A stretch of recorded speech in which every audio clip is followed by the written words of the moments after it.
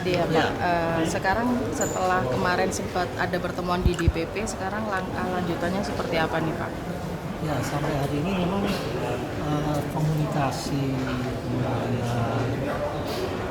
dari DPP sudah sering ketemu dengan Kementerian ATR, tapi hasilnya masih belum memuaskan kami. Dan ini menjadi PR kami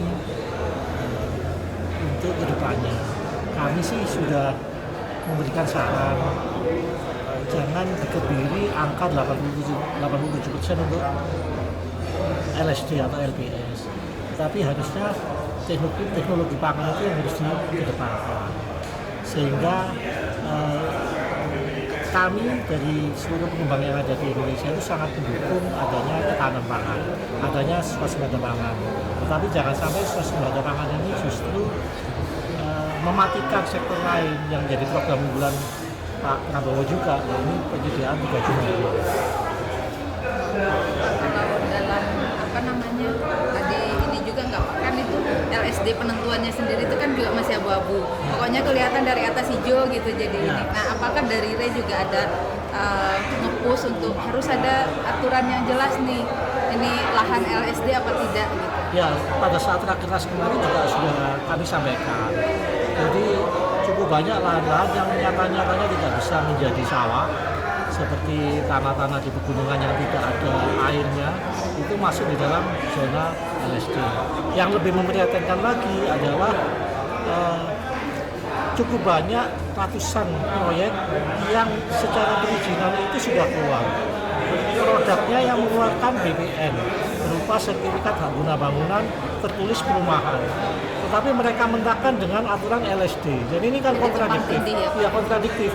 Mereka yang keluarkan produknya, mereka sendiri yang sekarang melarang untuk dijadikan perumahan bangunan. Nah, ini ada berapa banyak kasus, Pak? Itu kalau seluruh Indonesia kemarin yang terlapor itu sekitar 198 proyek dengan nilai hampir 23 triliun sekian. 23 triliun sekian. Ya.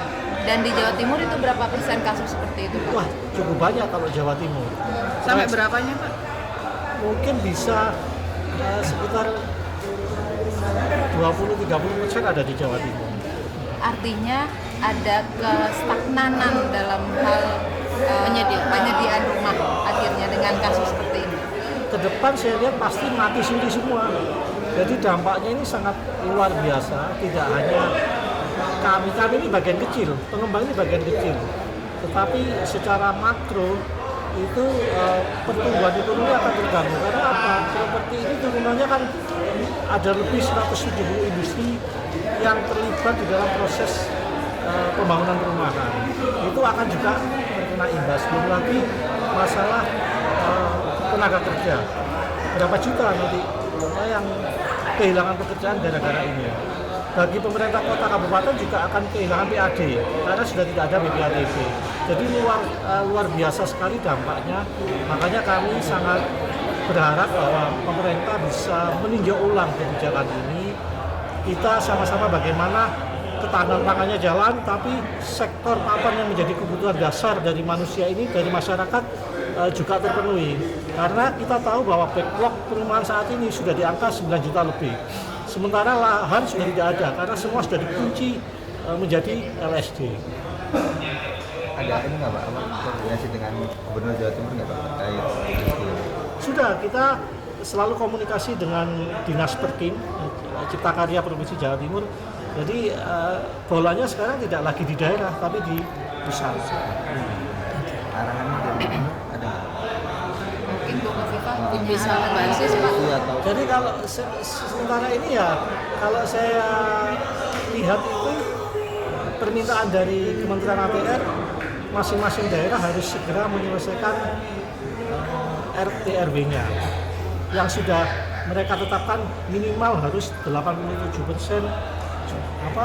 luasan lahan itu menjadi lahan sawah. Bagi daerah-daerah tertentu seperti di Pulau Jawa tentunya ini sudah tidak bisa dipenuhi karena Pulau Jawa itu kalau kita lihat pulaunya sangat kecil dibanding pulau yang lain, tapi penduduknya sudah lebih separuh mungkin ada di Pulau Jawa.